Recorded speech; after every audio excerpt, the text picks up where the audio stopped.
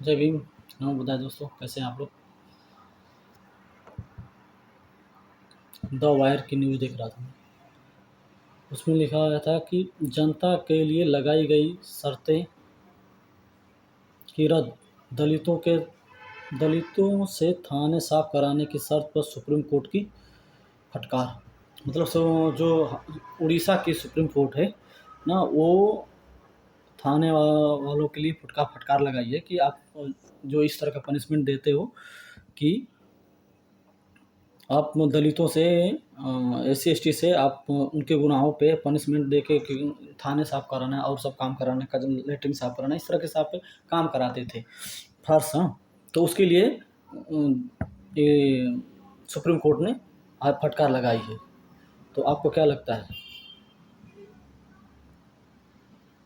जब हमने इस तरह के माहौल बना लिया समाज में कि पुलिस प्रशासन हो चाहे सरकारें हों, इतनी नीचता पे गिर जाती हैं कि आपका पनिशमेंट, कुछ गुनाह किए तो आपका पनिशमेंट किसी को अलग, उसी पनिशमेंट का एक पनिशमेंट का सबके लिए अलग अलग मापदंड रखा गया है।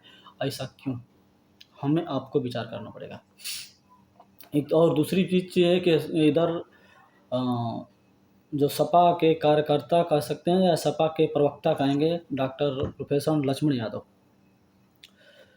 ये साहू जी महाराज का नाम लेकर समाज में खूब ढिंढोरा आरक्षण के बारे में बोल रहे हैं, लेकिन अपने पार्टी के काले कारनामों के बारे में नहीं बोलेंगे।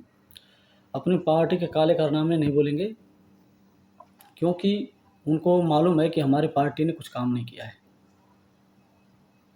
काम किया है, ऐसा नहीं है, काम तो रोड का जो बहन जी ने नींव रखी थी उस काम को पूरा किया उन्होंने। कुछ हद तक काम किए, लेकिन कुछ बहुत ज़्यादा बुरे उससे किए। गुंडई अति ज़्यादा थी।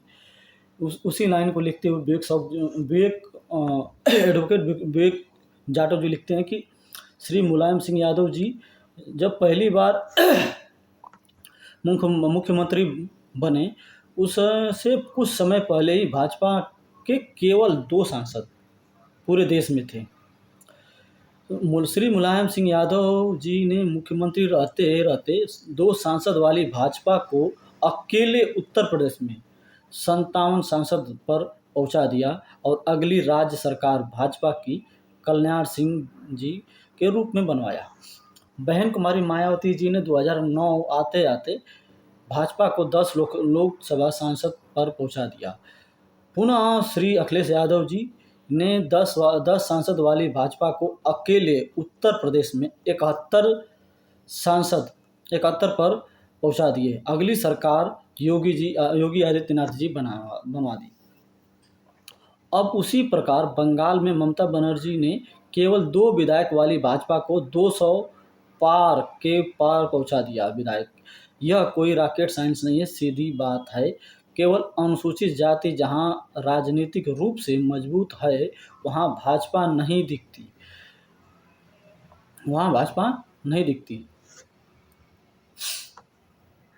जिस दिन बसपा खत्म, उस दिन उत्तर भारत में RJD सपा से लेकर तमाम छोटी पार्टियों का सफाया हो जाएगा।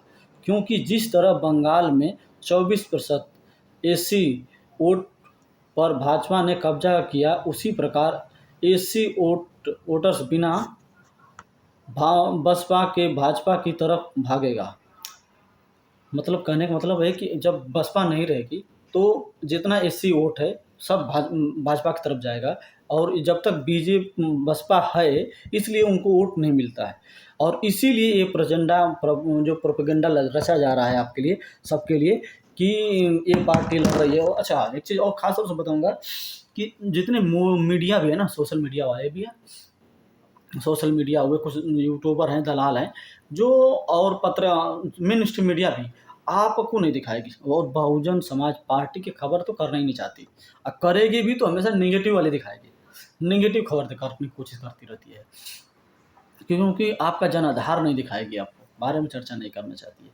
हाँ, और हमेशा वो चाहती है कि हम इस तरह लड़ाई दिखाएंगे, या तो बीजेपी कांग्रेस दिखाएगी या बीजेपी सपा, लड़ते हुए दिखाती है, क्योंकि आपका वोट और आपका पार्टी बहुजन समाज पार्टी को निगलेक्ट करने का कारण ये है कि उसको दिखाएंगे यदि, तो फिर वोट और बढ़ जाएगा, और भी वोट जो सोशल मीडिया को देखते हैं लोग, यूथ, वो बहुजन समाज पार्टी को वोट करेगा, इसलिए वो बहुजन समाज पार्टी को नहीं दिखाते हैं।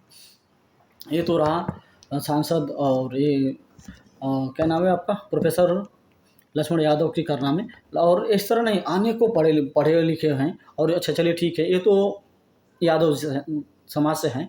आप जानते हैं कि यादव समाज कितना अ, दलित प्रेमी है, या चाहे बहुजन बाबा साहब भीमराव अम्बेडकर जी की अपना जीवन पे सम्मान करता है।